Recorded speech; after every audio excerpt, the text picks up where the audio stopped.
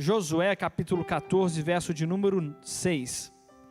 Então os filhos de Judá chegaram a Josué em Gilgal, e Calebe, filho de Jefoné, o quenezeu, disse-lhe: Tu sabes o que o Senhor falou a Moisés, homem de Deus, em Cádiz Barneia, a respeito de mim e de ti. Eu tinha 40 anos, quando Moisés, servo do Senhor, me enviou de Cádiz Barneia para espionar a terra, e eu lhe trouxe um relatório totalmente sincero.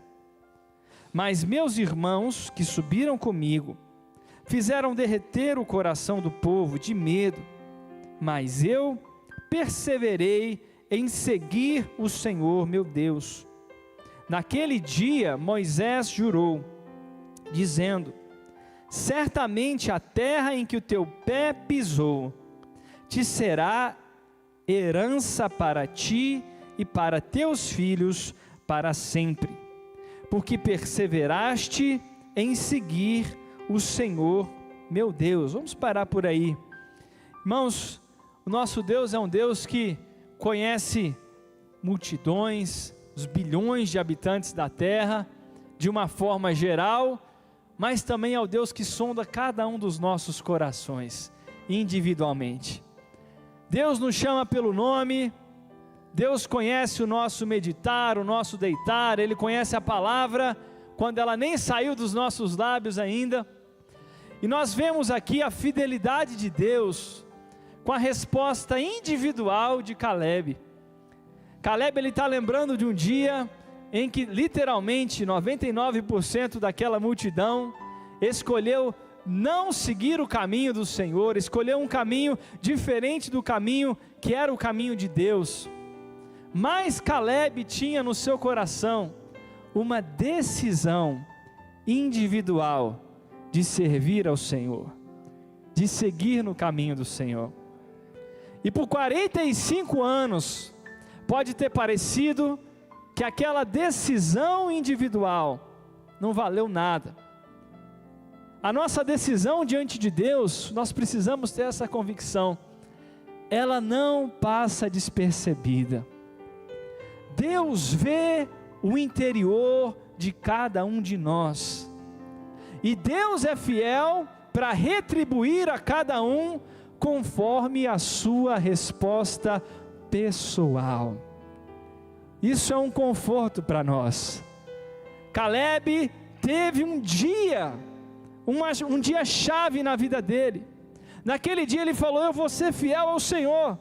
O mundo pode desabar, tudo pode ir na contramão, pessoas queridas que caminharam comigo por um tempo podem tomar uma outra decisão, mas a minha decisão diante de Deus, eu não vou mudar.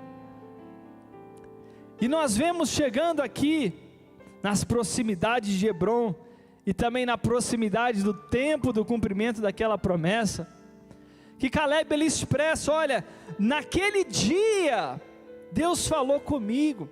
Está lá no verso 9, eu acho muito interessante essa expressão. Naquele dia, naquele mesmo dia, que eu tomei uma decisão, que a maioria reprovava, mas foi naquele dia que Deus me deu um direito.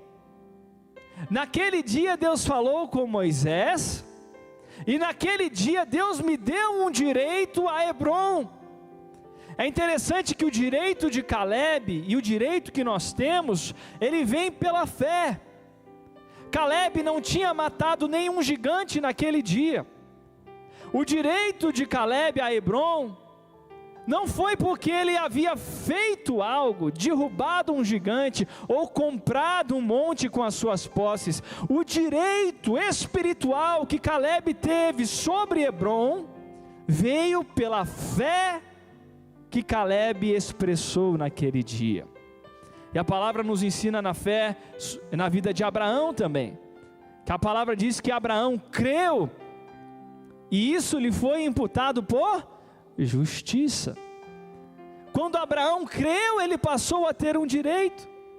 A salvação é acessível a qualquer um, mas ela se torna um direito daquele que crê no Senhor Jesus. A fé nos dá direitos perante o Senhor. E Caleb entendeu que ainda que ele não pudesse lutar aos seus 40 anos, ainda que ele não pudesse fazer algo na intensidade que ele queria, ou não pudesse comprar Hebrom, se ele cresce naquele dia em que parecia impossível, no tempo de Deus, ele receberia o seu direito. Talvez você tenha ouvido falar sobre conquistando Hebrom. O apóstolo explicou um pouco sobre o sentido espiritual, sobre o sentido da presença, e também sempre nos falou sobre o sentido de cumprimento de promessas. Talvez nós ouvimos falar de Hebrom, ouvimos falar de promessas superiores, ouvimos falar de coisas que parecem maravilhosas, mas quando nós olhamos para o nosso lado, talvez quando você olha para o lado na sua família, você está se sentindo como Caleb, mas parece que ninguém quer lutar junto comigo, parece que ninguém tem essa mesma visão, e ninguém vai ficar para trás, ninguém vai ficar no deserto, em nome de Jesus. Quem crê nisso, diga amém.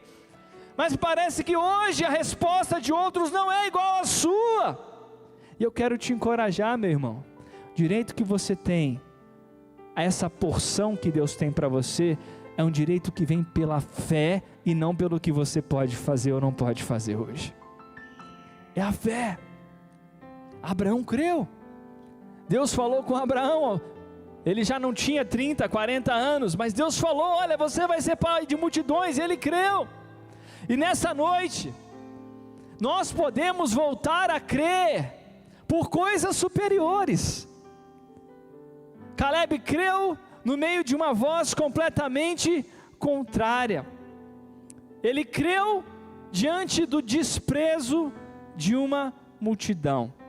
E desprezo é uma coisa séria, meu irmão, minha irmã, porque quando nós desprezamos direitos que Deus nos dá, nós perdemos o acesso a esse direito. Fala comigo, misericórdia. Aquela geração desprezou Canaã, muito perto, desprezou a palavra de Deus, desprezou a promessa de Deus, desprezou o próprio Senhor. E quando nós vamos para Gênesis 25, verso 27, Gênesis capítulo 25, verso de número 27, a palavra nos conta sobre alguém que tinha um direito, mas ele rejeitou, ele desprezou o seu direito. 25, 27. Os meninos cresceram, diga comigo, os meninos cresceram. Diga de novo, os meninos cresceram. Quem não é mais menino aqui? Né? Quem não é mais criança aqui? Quem já é um jovem, né? Mas que tem entendimento pleno das suas decisões, diga amém. E é interessante que a passagem começa dizendo, os meninos cresceram, ou seja, Esaú e Jacó já não eram mais crianças, eles já tinham entendimento, e a passagem começa assim, eles já eram homens, eles já tinham entendimento das suas escolhas. Os meninos cresceram, e Esaú tornou-se perito caçador, homem do campo, mas Jacó, homem tranquilo que habitava em tendas. Isaac amava Esaú porque comia da sua caça, mas Rebeca amava Jacó. Jacó havia feito um guisado quando Esaú chegou do campo faminto. E Esaú disse a Jacó, deixa-me comer desse guisado vermelho, porque eu estou faminto. Por isso se chamou Edom. Jacó respondeu, vende-me primeiro o teu direito de primogenitura. Então Esaú afirmou, estou a ponto de morrer, de que me servirá o direito de primogenitura? Então Jacó disse, jura-me primeiro. Ele jurou e vendeu o seu direito de primogenitura a Jacó. Jacó deu pão e o guisado ou ensopado de lentilhas a Esaú. Ele comeu e bebeu e levantando-se seguiu o seu caminho. Assim Esaú desprezou o seu direito de primogenitura. Quem não vai desprezar nenhum direito que Deus te dá, diga amém. É uma passagem tão simples, aparentemente, uma conversa de dois irmãos sobre comida, e às vezes nós desprezamos as coisas espirituais, grandes direitos em decisões pequenas do cotidiano. Esaú, ele tinha duas coisas naquele dia: ele estava cansado e com fome.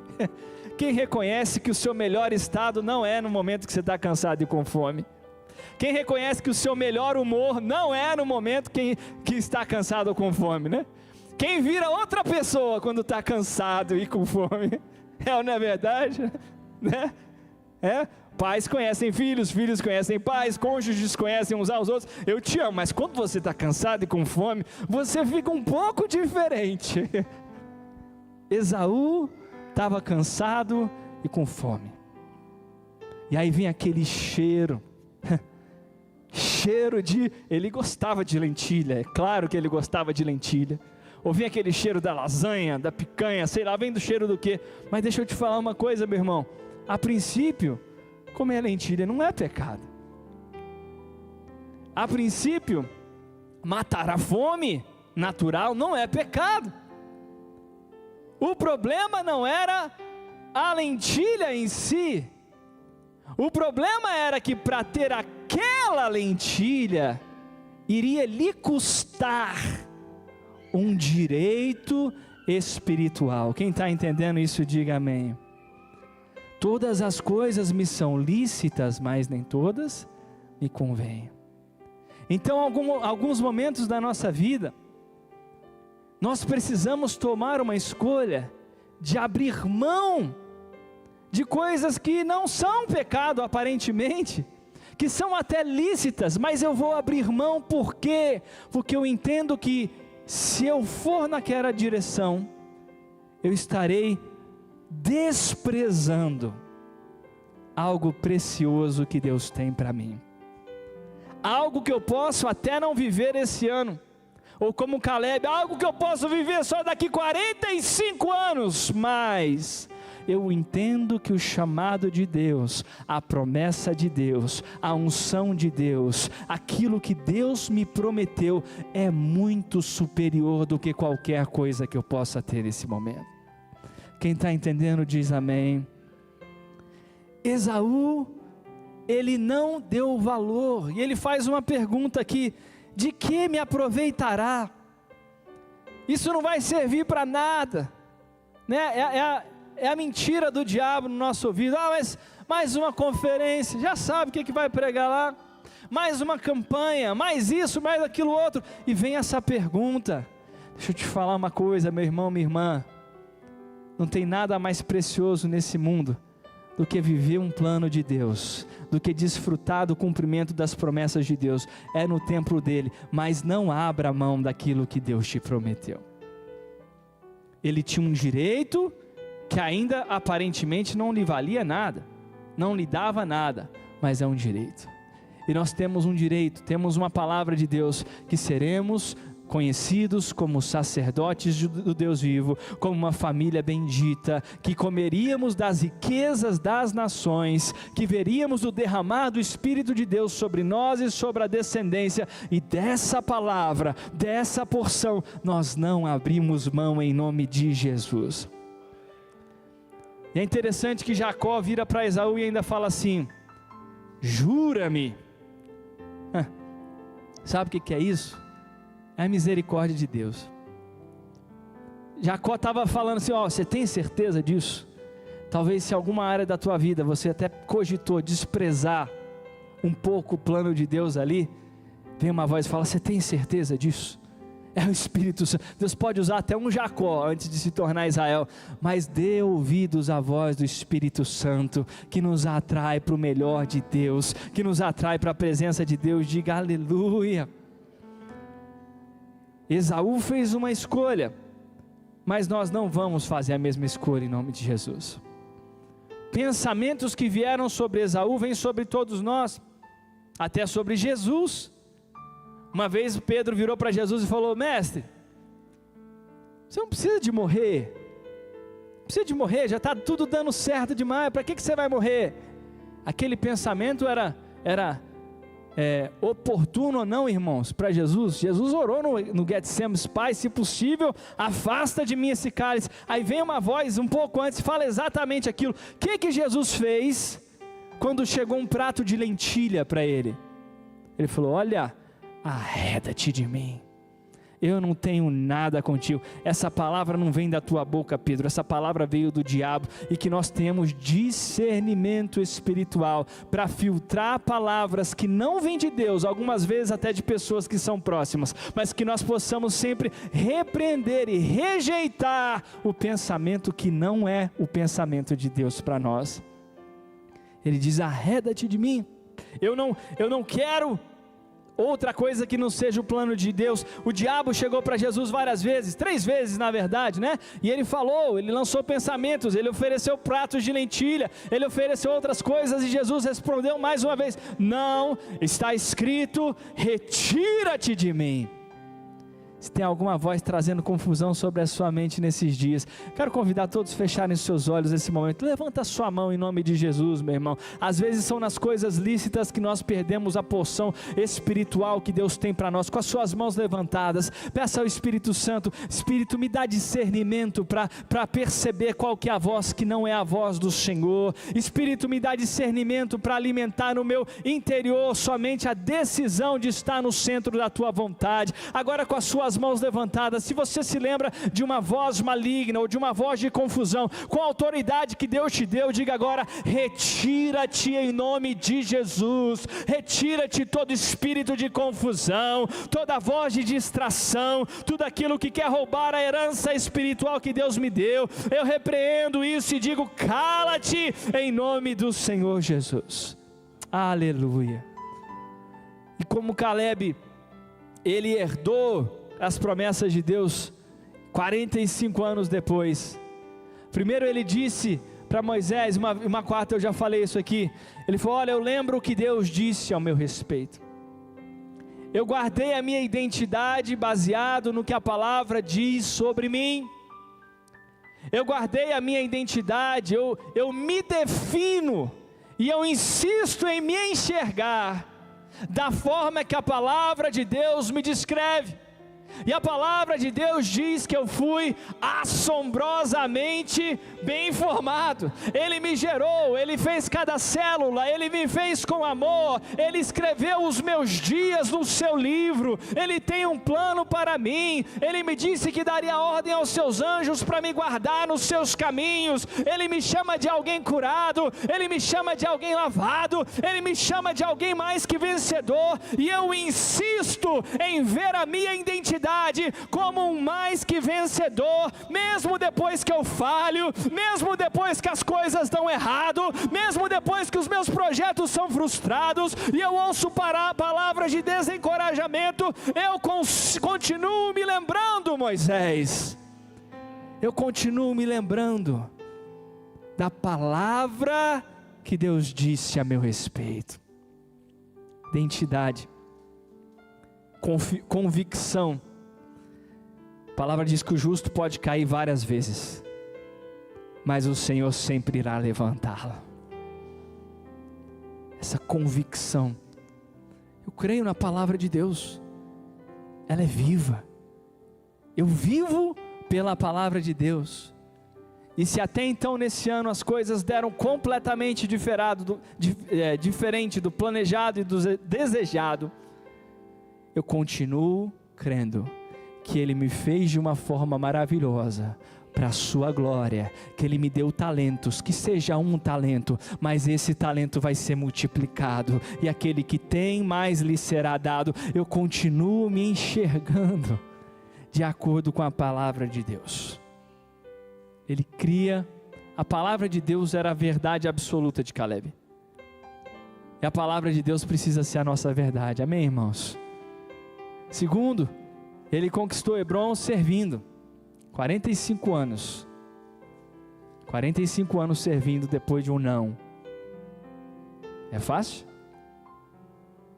Às vezes o coração humano ouve o primeiro não e larga tudo, também não queria, não vou perder meu tempo com isso mais. Caleb não falou, mas eu imagino que ele pensou que nem Pedro, né? Senhor, eu vou voltar para onde? Eu vou para onde? Se só o Senhor tem as palavras de vida eterna. E eu vou seguir nesse caminho de te servir. Caleb serviu o povo que murmurou. Caleb serviu o povo que, entre aspas, o impediu de entrar na terra prometida 45 anos antes. Por quê? Porque ele não estava servindo o povo, ele estava servindo a Deus, servindo o povo. Quem crê nisso, diga aleluia. Que nós tenhamos um coração disposto a sermos ativos na obra de Deus, enquanto temos só o direito e não a concretização. Ah, mas se eu tenho direito a Hebron, para que eu vou ficar fazendo essas coisas pequenas?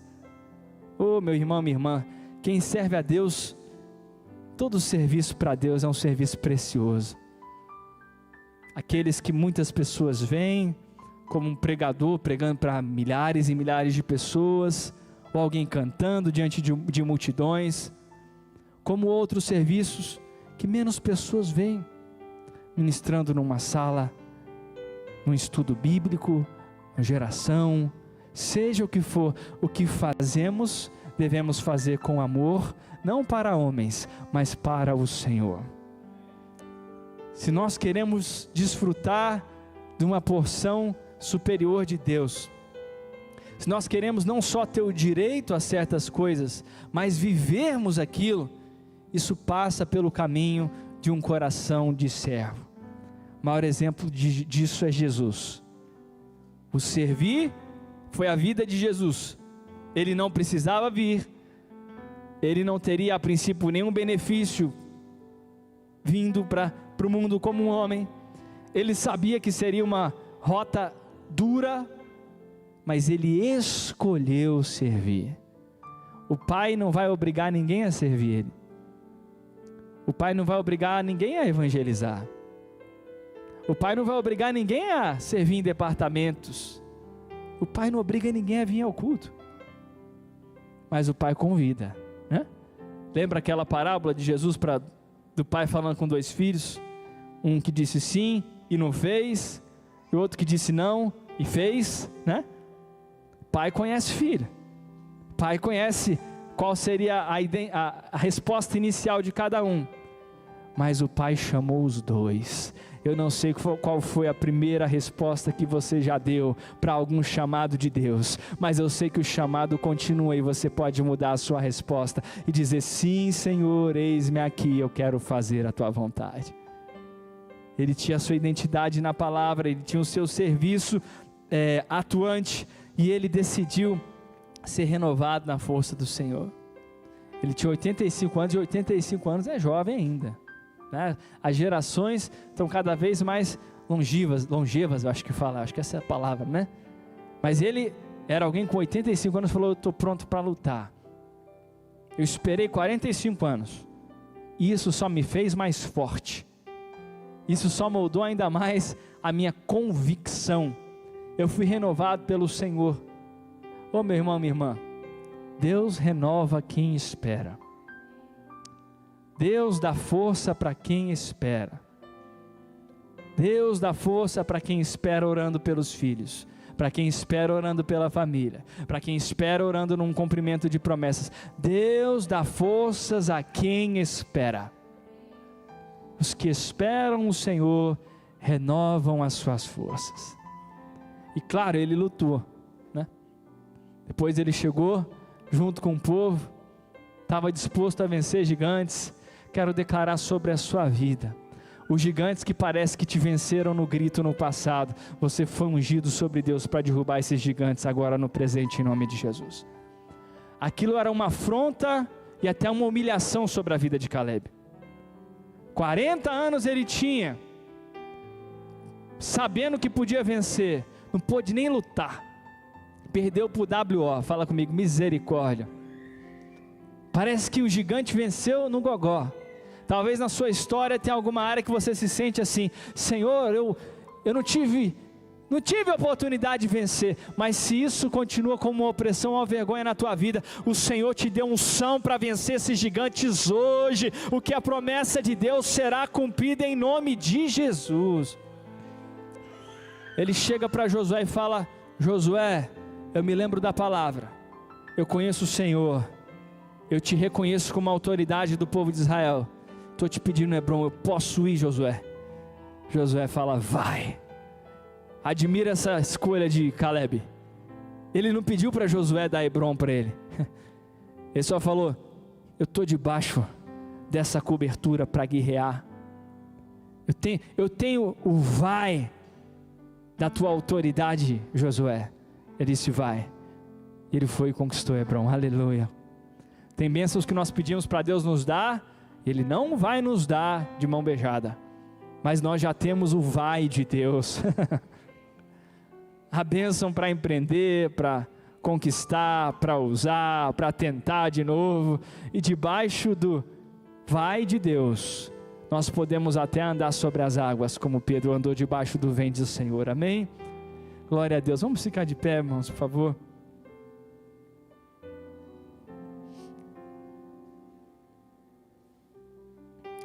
Glória a Deus. Eu creio que gigantes ainda vão cair nesse ano, em nome de Jesus. Se tem gigante que venceu você ou a sua família no grito, por WO, por algum contexto do passado, Deus é contigo para derrubar esse gigante em nome de Jesus, amém. Levante as suas mãos, por favor. Pai, obrigado pela tua palavra, Senhor, obrigado porque o Senhor é um Deus que sonda corações, e o Senhor conhece a fé de cada um de nós. Obrigado, meu Pai, porque o Senhor nos fortalece nessa noite. Nós queremos te pedir que nós possamos ter o discernimento espiritual, para não trocarmos uma herança superior por coisas passageiras, por coisas transitórias, por pratos que alimentam por um dia, por 2 dias, talvez por 1 ou 2 anos, mas que depois não tem poder para dar a força que o Senhor pode dar, a força que vem pela obediência, que vem pelo esperar no Senhor. Pai, nessa noite nós te pedimos que o Senhor possa renovar a força de cada irmão e cada irmã, e que nós possamos viver essa palavra que está liberada sobre a fonte da vida, cada um conquistar o Hebrom que o Senhor tem, cada um conquistar aquilo, meu Pai, que está guardado no coração, uma palavra que foi gerada pelo Senhor há anos atrás. Nós ainda cremos nela, nós ainda ousamos falar dela, e nós ainda ousamos perseguir, meu Pai, essa situação, porque nós cremos na tua fidelidade, em nome do Senhor Jesus, amém.